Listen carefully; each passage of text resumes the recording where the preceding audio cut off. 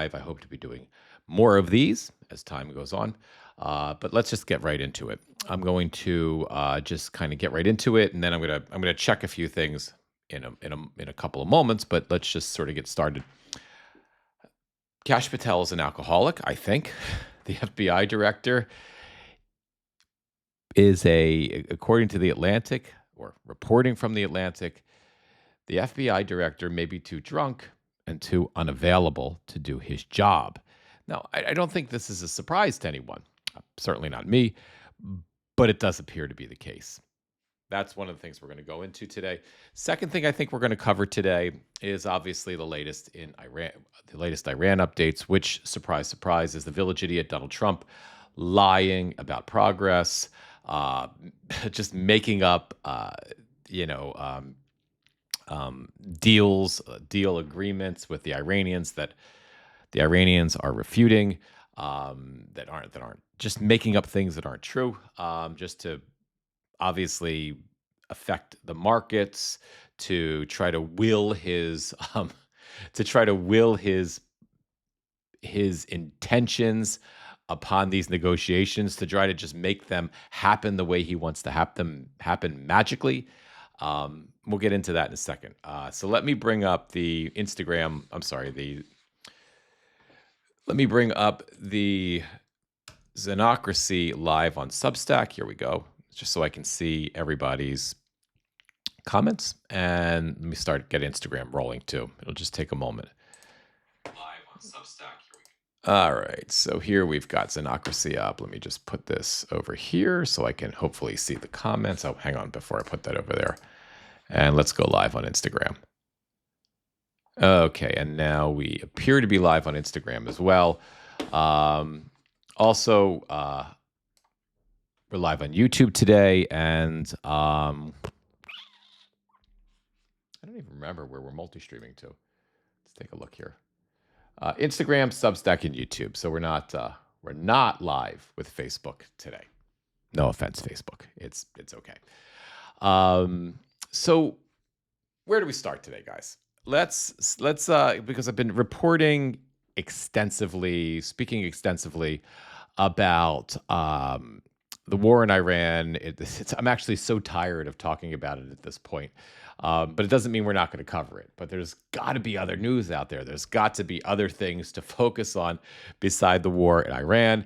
And we had some very interesting reporting yesterday from the Atlantic. And that involves this man, Kash Patel. Now, I don't think it's going to be shocking, or I don't think it's going to be a surprise to any of you that Kash Patel is probably an alcoholic, that Kash Patel certainly likes to party, right? We saw that. We saw indications of both of that, and that Kash Patel is unprofessional and he's unfit for the job, right? We saw indications in real time of all of those things when Kash Patel took a taxpayer-funded trip to go to the Olympics and party with the gold medal-winning American hockey team. Now, for whatever reason, the American hockey team has chosen to, the men's, I should say, American hockey team, the women's is not on the same page, but the men's American hockey team has chosen to defile its success and defile its brand, at least this incantation of it, the U.S. hockey team, with Donald Trump, with an idiot like Kash Patel, and with the Trump administration. I mean, I think for a hockey team, for any athlete in the Olympics, it's probably better to be apolitical in some capacity. But I guess I'm hypocritical when I say that, because I need to take that back, because if you had because we are in such a profane political situation right now. And democracy is literally on the line, I wouldn't be complaining about a U.S. athlete that actually criticized Donald Trump. So I guess it's unfair if I complain about the hockey team loving Donald Trump. I just disagree with them. So I'll leave it at that. they have tied themselves to Donald Trump. They clearly, as a unit, as a community, the U.S. hockey team likes Donald Trump, loves Donald Trump, and clearly Kash Patel is, they love him too, because Kash Patel went to celebrate after the U.S. hockey team won the gold medal wonderfully. Kash Patel was recorded partying it up with the team, chugging a bottle of beer, screaming, going like this, "Roar! Roar!" Right? We all saw a moderately drunken, very excited Kash Patel in the locker room, hamming it up with the U.S. hockey team. And again, there would be who would care if he wasn't the FBI director. And I'm not hypocritical when I say that that's a disgrace. Even if he wasn't drunk and acting like a fucking idiot, it's a disgrace. It's an absolute disgrace that an FBI director would behave in that manner. It's just not appropriate for someone in that position. And I don't think we've ever had an FBI director that has been that low class. But then again, we've never had an FBI director that has been this unfit for the job. And we've never had an FBI director, to my knowledge, at least since I've been paying attention to politics, we've certainly never had an FBI director who I think is a sociopath. So, those are all the things. So this, so the reason I bring that up though is it's clear, right? It's clear that with Kash Patel, he has a proclivity, and that was proof of that, for drinking and for partying it up. And this article goes into that, and it goes a bit deeper than that. The article really goes into, I believe, if I remember correctly, I'm not going to read the whole article. We're just going to read a few excerpts from it. But if I remember the piece, and I hope I can fact check myself in here. Please take this one with a grain of salt. But I think the Atlantic article suggests that they had conversations with at least 12 people who within the FBI who know Kash Patel, who were speaking on the condition of who are anonymous because they didn't want political backlash from speaking about Patel. But there is a tremendous amount of concern. On the one hand, from what I was getting from the article is that that his behavior is so erratic, and is so concerning that there is a genuine fear within many folks in the agency that the United States wouldn't be adequately prepared for, say, a terrorist attack, because he is often unavailable or inaccessible, because there's multiple instances where in the article where he was needed he was needed for various things, like things that were, I don't know, emergencies or immediate decisions needed to be made by the FBI director, but he was inaccessible because he was drunk and asleep and he couldn't get woken up, to the point where I can't even believe I'm saying this. I should have highlighted I really wanted to get on live early today, so I didn't highlight this, but I hope I can find it again.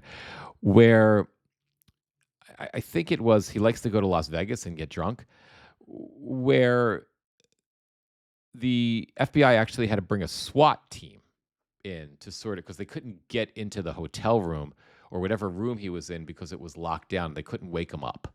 So they actually had to break the door down to get in there.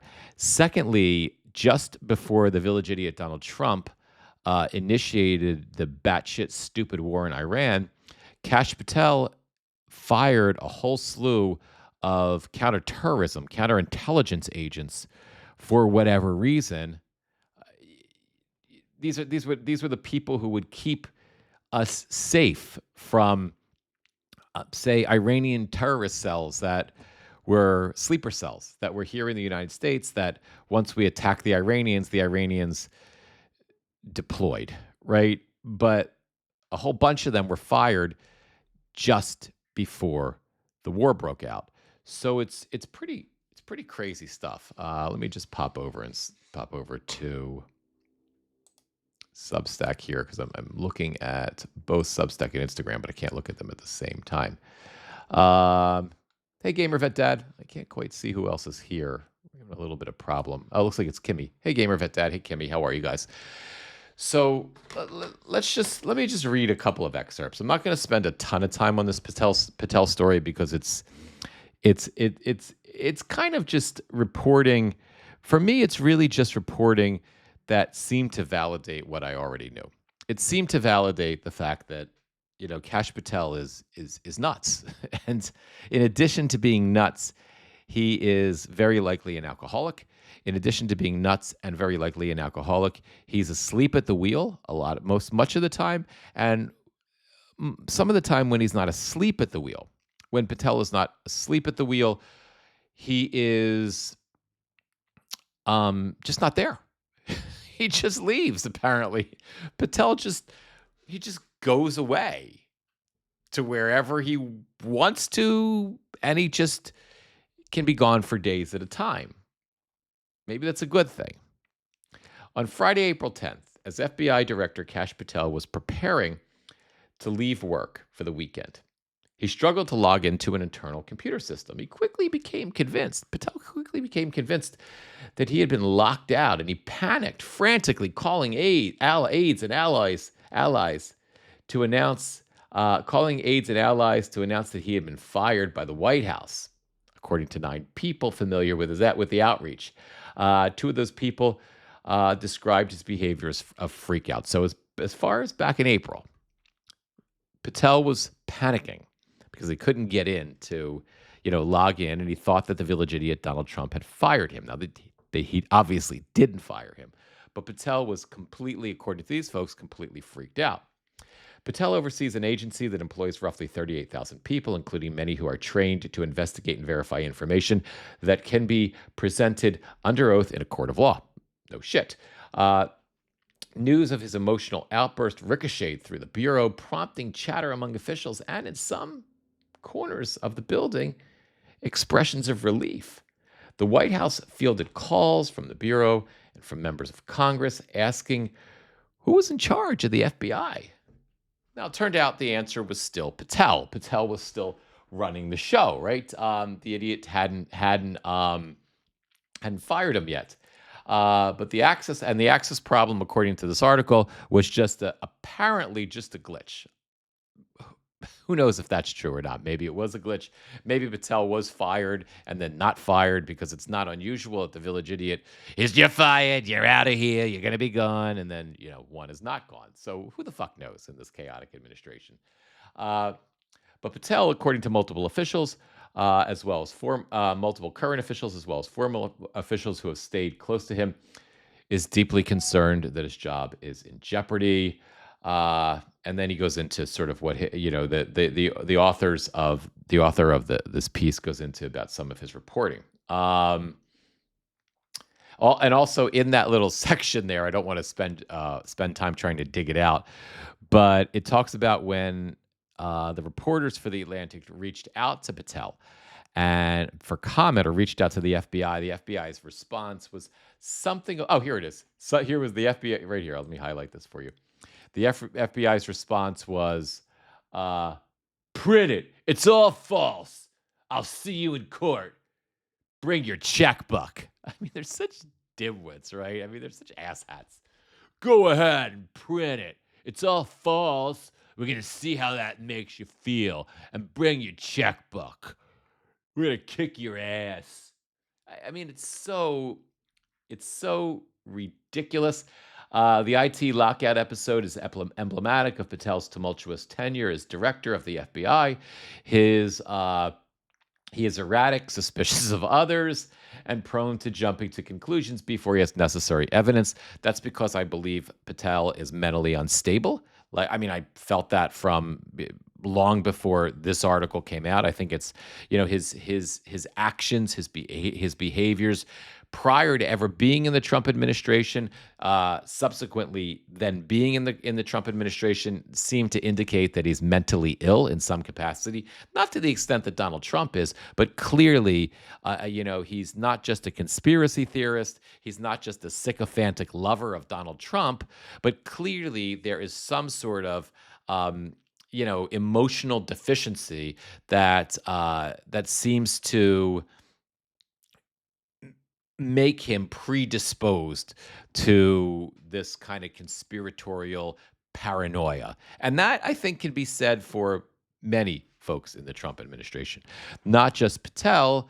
But you can see, if you compare and contrast crazies in the Trump administration, you've got Patel here, right? Let's say Patel and Pete Hegseth. I think Hegseth is more, your classic alcoholic, high functioning alcoholic, with, violent streaks and domestic abuse streaks, but he may not be mentally ill. But Patel is your, clearly, likely an alcoholic, probably not as high functioning. But I think, as an armchair psychiatrist that I'm not, I think he suffers from some sort of mental illness as well. And all of those, under normal circumstances, would be diseases that should never be stigmatized, but for the fact that these untreated diseases that these men and others suffer through are actually they're actually prerequisites to work in the Trump administration. They actually, where if you suffered from one of those diseases, I've talked about this on and on and on, but if you're suffering and you're in the throes of alcoholism, in that moment, until you get treatment and you move beyond that, you're unfit for, the job as FBI director for sure. If in Patel's case, like in Donald Trump's case, in addition, well, Trump's not an alcoholic, but the mental illness, the more severe mental illness part, which I think Patel suffers from some sort of paranoia or delusion. I'd love to, one day get a mental health professional on here to kind of go over what psychoanalyze these folks. But again, the untreated mental illness, I think lends you to be unfit for the job, and I think that could be helped if it were treated. Gamer Vet Dad. Let me just bring you over here so I can see your comment, and then we'll continue talking about this game. FBI Director Kash Patel's communication strategist Eric Knight threatened legal action against The Atlantic on Friday night following their publication of a devastating report on Patel's alleged behavior and potential search to replace him, and everyone knows it. Oh, I didn't see. I didn't act. Well, it wouldn't have been in the article. I didn't know that that they actually threatened. Obviously here with the FBI responding, print it, all false. I'll see you in court. Bring your checkbook. That's a threat of legal action from the FBI. But thank you for the for the additional reporting on that, Gamer. It's interesting. It's interesting to know how they deal with this. Is how they deal with this kind of stuff. Anyway, let me continue on. I'm just going to read a little bit more of this, and we'll dig a little bit more into the story. They say the problems with his conduct go well beyond what has been previously known, and include both conspicuous inebriation and unexplained absences. His behavior has often alarmed officials at the FBI and the Department of Justice, even as he won support from the White House for his eager participation in Trump's effort to turn federal law enforcement against the president's perceived political enemies. Now, the article also goes into of the reasons why Patel is probably on the chopping block. One is, although the White House has supported him publicly, the village idiot Donald Trump is surely unhappy at this point with how successful Patel has been. And it's one of the reasons I think Pam Bondi is gone from the Justice Department, or will be gone soon. Donald Trump hasn't gotten any of his alleged, political enemies who have nonsensically been either indicted or investigated for pretend crimes because Donald doesn't like them. None of them have not a single one of those cases has gone beyond an indictment, and all of them have been thrown out of court, except I think the Bolton. I think the Bolton investigation is still ongoing. If I'm correct, I think that's one that hasn't been tossed out yet. Um, so that's one reason that Patel may be on thin ice, and the other reason is his drinking. The village idiot, for all his faults, and the village idiot Donald Trump is all faults. There's no good about him. But the one thing is he doesn't like drinking. I remember reading in Mary Trump's book, her first book, that her father, Trump's brother, died from alcohol addiction. The booze finally killed him after many, many years.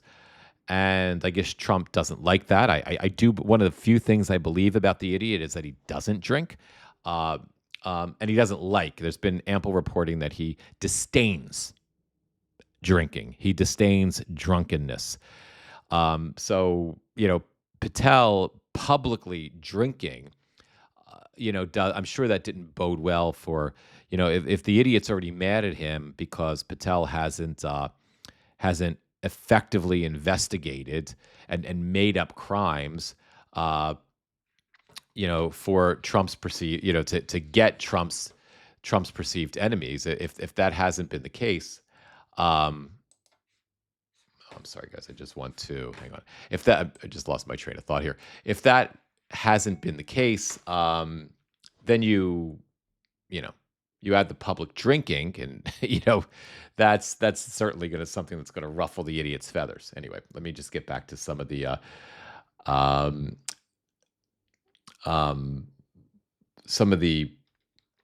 reporting that we're doing here. I just lost my place because I was moving my mouse and I kind of screwed it up.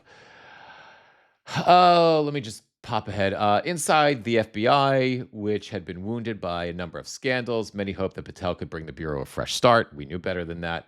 But even many of those who had been enthusiastic about his arrival have since been disappointed. Officials said that Patel has been an irregular presence at the FBI and in field offices, and that he has compounded the agency's existing bureaucratic bottlenecks. Several current and former officials told me that Patel is often away or unreachable, delaying time-sensitive decisions needed to advance investigations on several occasions. An official said Patel's delays resulted in normally unflappable agents, quote, losing their shit. Patel has also earned a reputation for acting impulsively. Who would have guessed it? During high-stakes investigations, he announced triumphantly on social media, for instance, that the FBI had detained a person of interest in a Brown University shooting in December. The person was soon released while agents continued to hunt for the killer. That was one of a couple of examples. I think we have several of them. During the shooting, if you guys recall, the shooting in Texas.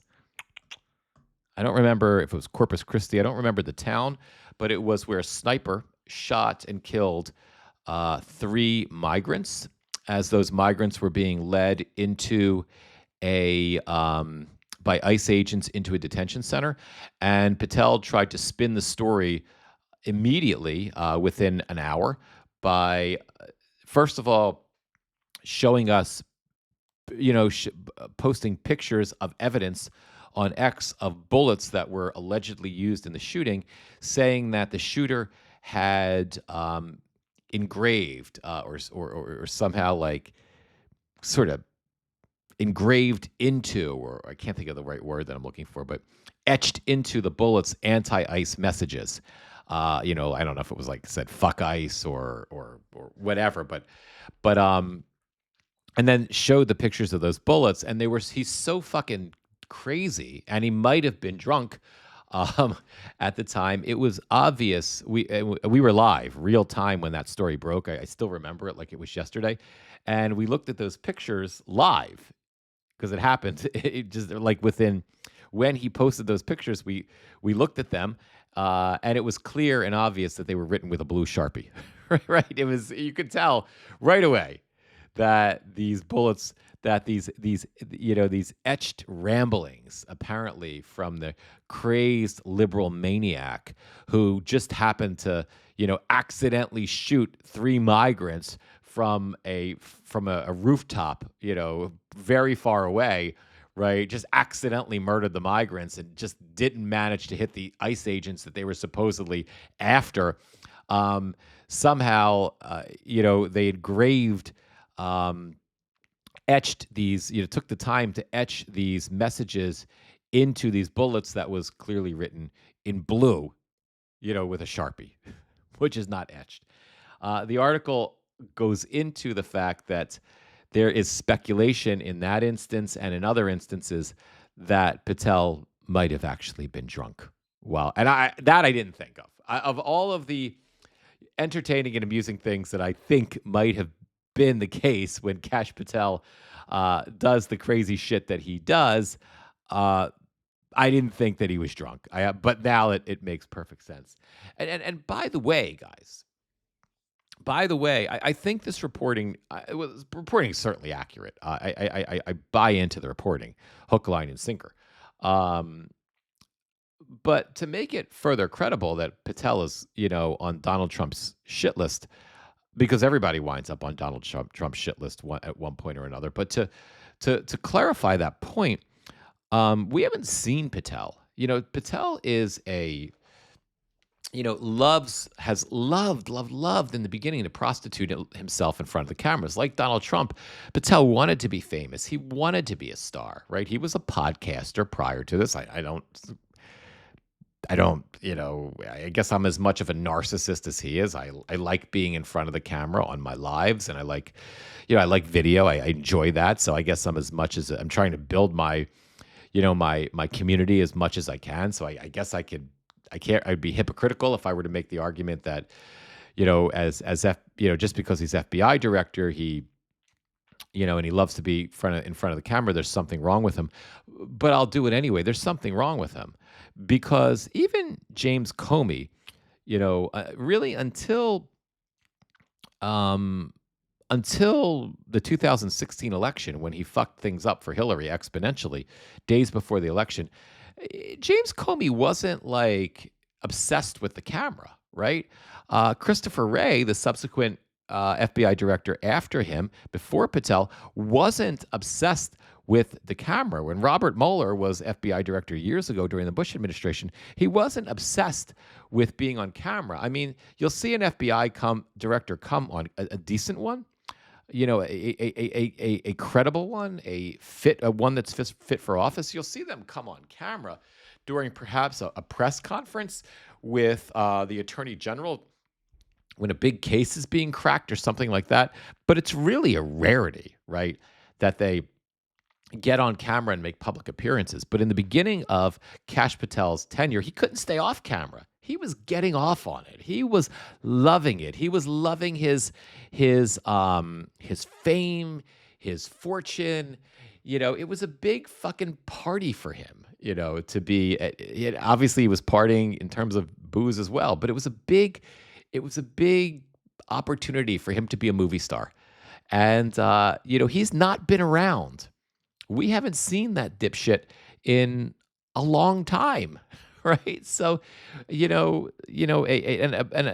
obsessed wannabe pop star like Kash Patel being off camera for some reason for a while strikes me as indicative of the fact that he almost certainly is on the chopping block. Still, Patel is his fans. I don't care about that part of the article. To be honest with you, you can go back and read it for yourself. Patel's drinking is no secret. While on official travel we talked about this already, to Italy in February, he was filmed chugging beer with the U.S. men's Olympic hockey team following their gold medal victory. The incident prompted the president, who does not drink and whose brother died following a long struggle with alcoholism, to call the FBI to convey his unhappiness, according to officials familiar with the matter. But officials told me that Patel's alcohol use goes beyond the occasional beer. Uh, um, FBI officials and others in the administration have privately questioned whether alcohol played a role in instances in which he shared inaccurate information about active law enforcement investigations, including following the murder of Charlie Kirk. Remember because if you remember, it's not even funny because I don't like to laugh about an execution. I didn't like Charlie Kirk, but he sure as hell didn't deserve to die and be assassinated. So, but there there is an unintended comedy about Patel's. Remember at the end of it when Patel was like, "I'll see you in Valhalla, my brother," which we later learned was some sort of Viking Norse god kind of heaven for warriors or some shit. So, you know, and everybody was flummoxed, right, by that comment, including supporters of Patel. And, you know, maybe he was drunk, which would explain it, you know? Patel has held on to his job because of his commitment to using the federal government to target the political and personal adversaries of the idiot. We know that. Some at the FBI are concerned that Patel's behavior has left the country more vulnerable, which I alluded to that in the beginning of this. One former senior intelligence official told me that there is a lack of experience at FBI headquarters and that the turnover rate is high in field offices because of both voluntary departures and Patel-ordered purges. The result is an FBI workforce being asked to accomplish more with fewer resources and less direction from the top. Quote, the instinctive level of muscle memory or discernment that is necessary to identify and counter a terror attack is missing, the former official said. A current official described people inside the Bureau feeling besieged and disillusioned or even angry. And I think we don't even know. I think this reporting is probably the tip of the iceberg, and we probably won't find out until after this administration is gone. But I fear we don't even know the repercussions of this madness. I feel like we don't know how bad things are at the FBI. I feel that we don't know. We're going to find out later, after Trump is gone, when people are free to speak, whoever is left there, when whistleblowers will be safe to speak. I think after this administration, we are going to find out how stunningly fucked up things are in the FBI right now. And I hope and pray that when we hear about how fucked up they are, we'll breathe a sigh of relief in, how lucky we were that nothing horrific happened, because there was no one there to protect us. I hope that that's the case. I pray that that's the case. I pray that I'm wrong about this, because the implications are staggering. But I truly hope that things are not so much worse than I think they are, and that the bad guys don't really know how bad things are, and that they're not planning shit because they know that there's just the good people at the FBI, there's just not enough of them left to get the job done. And the incompetent dumb fucks at the FBI are asleep at the wheel, chugging fucking beer with a sycophantic, American hockey team. The other thing that I'm going to read about this in a second, but the other thing, in this article that I didn't know is Patel, like Pete Hegseth, wants to look tough. He wants to show everybody that he's got a really big dick, and that the FBI is tough and he's tough. So he's making an effort, apparently, to brand the FBI as tough, badasses, fierce. Patel has publicly proclaimed that the FBI needs to demonstrate that it is fierce.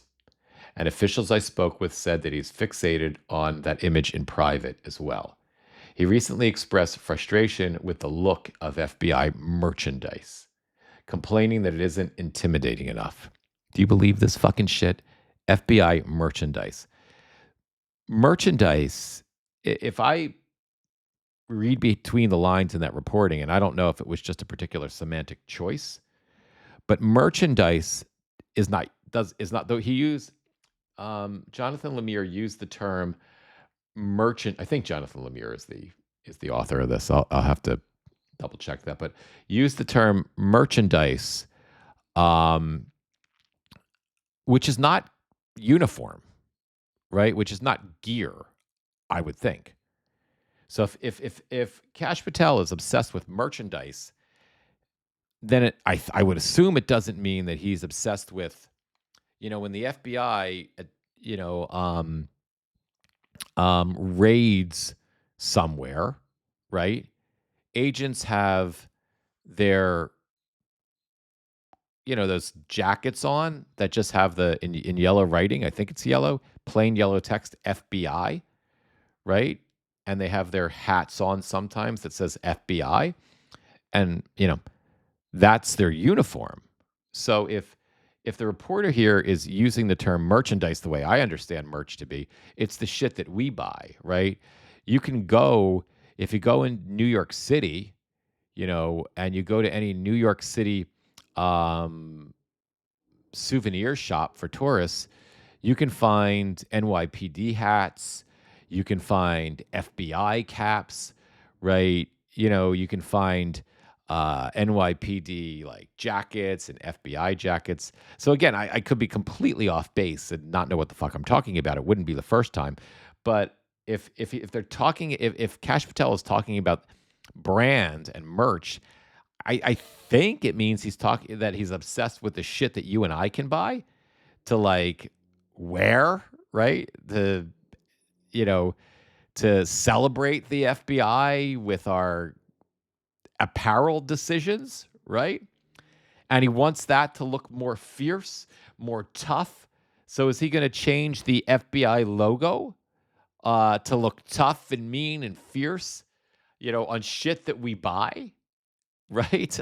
Or is he or does merch mean across the board? Are FBI agents going to have to look fierce and mean? Maybe he wants them, to look, like more like a, to use the term that we so consistently, use with ICE, to look more Gestapo-esque, right? So maybe he wants to put some lightning rods on the official FBI uniform with some sort of like badass fucking, monster truck looking FBI logo. I don't know, but apparently he's obsessed with this lunatic. So he recently expressed frustration with the look of FBI merchandise, complaining it isn't intimidating enough. Officials have grown accustomed to such behavior, and they have learned to roll their eyes at it. But they said the absurdity marks real concerns about what Patel's leadership has meant for the institution that the country relies on for national security and the safety of its citizens. Quote, "Part of me is glad he's wasting his time on bullshit because it's less dangerous for the rule of law for the American public," one official told me. "But it also means we don't have a real functioning FBI director," end quote. So I guess that's the best we can ask for. Right?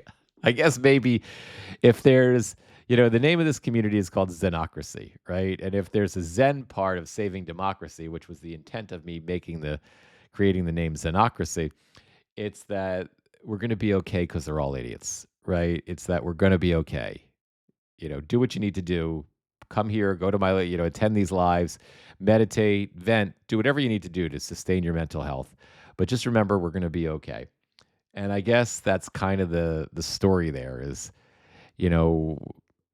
maybe all Patel's bullshit is helpful because it distracts him from interfering with the rule of law. Maybe. I don't know. Gamer Vet Dad, what do you got? One of those things to watch for was the absence from public eye. The more they take themselves out of the limelight, the more likely they are distancing themselves from Donald John James, Jesus Christ Trump. He's looking for an out. He thinks it's a marketing scheme. It's exactly right. Yeah, I hear you. I hear you, yeah, Gamer. I think that's a great point.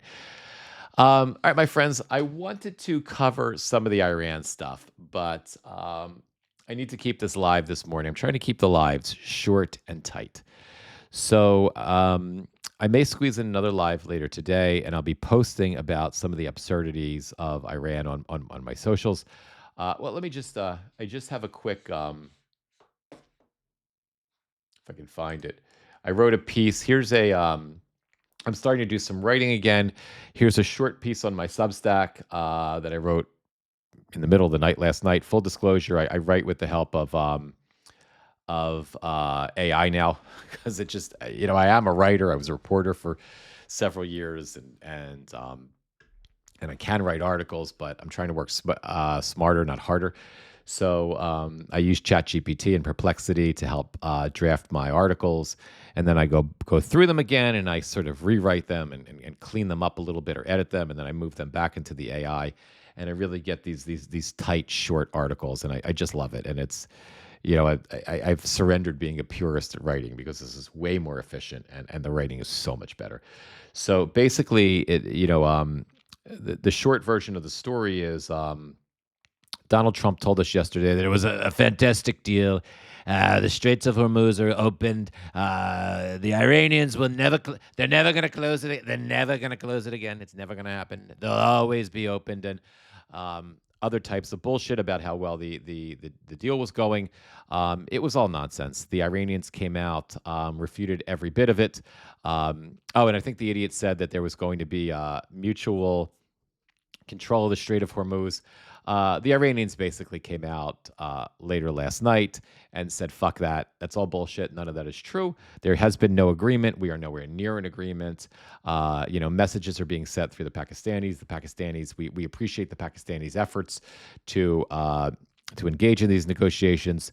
The idiot had also said the evening, when he was lying about the negotiations, that that the Strait of Hormuz is completely open, but he's going to keep the naval blockade on Iranian ports. Now, the village idiot can't remember from one day to the other what he's actually blockading. Sometimes he remembers that it's a blockade on Iranian ports, and sometimes he forgets and thinks that it's the United States that's blockading the Strait of Hormuz and not the Iranians. So he's fairly inconsistent with his messaging on that, because I don't think he remembers that or knows the difference. But irrespective, the Iranians came out, refuted all of those claims.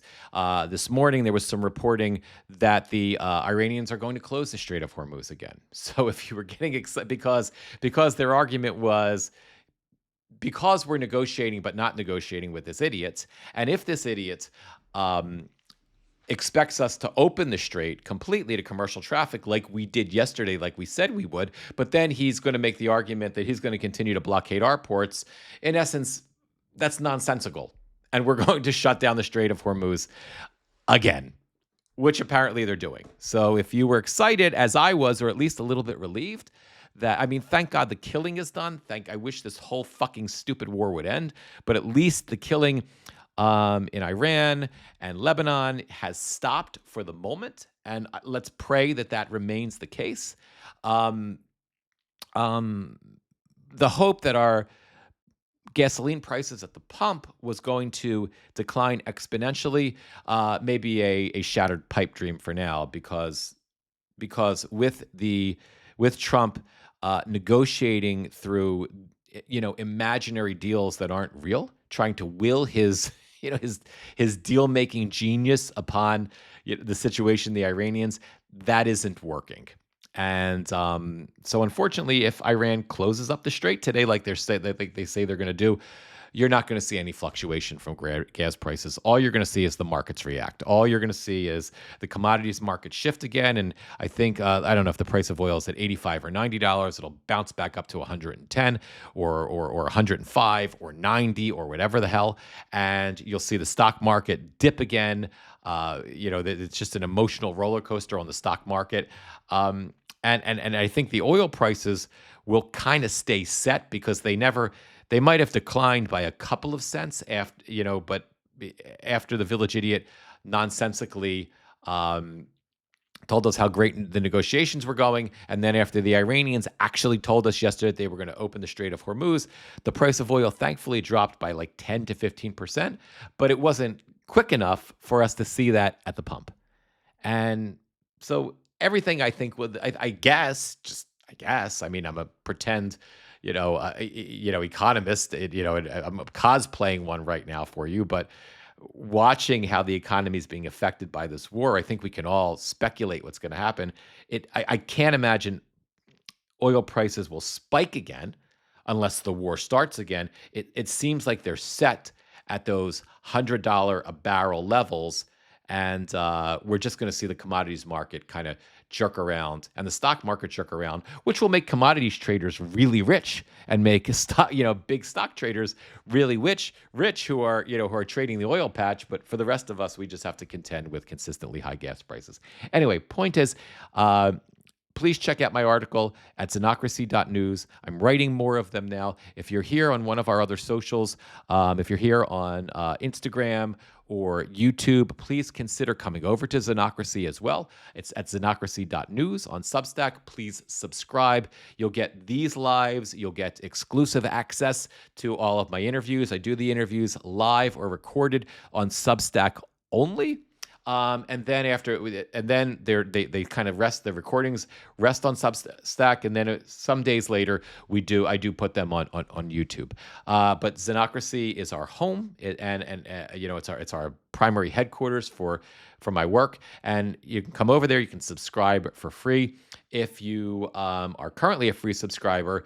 Or if you're coming over and you want to support my work, please consider a paid subscription if that's something that's doable and comfortable. Either way, just please come and join these communities. I really appreciate you guys being here. Thank you so much. I'm going to wrap the live right now. 1 minute at a time, 1 hour at a time, 1 day at a time, one live at a time. That's how we get through this crazy fucking administration. We just keep chunking through it day by day. We're heading toward a year and a half in now. I don't think most of us thought we would make it this far. The midterms are looking good. There will be some guardrails come next January on the Village Idiot Donald Trump if we make it that far. And we just keep coming together, doing this group therapy. And that's how we survive this madness and we get through these 4 years. I love you guys. Watch for me on the other socials today. I'm going to wrap Instagram first because that's kind of the way my software requires that I do, and then we'll take YouTube out of it if I can actually move this window over. There we go.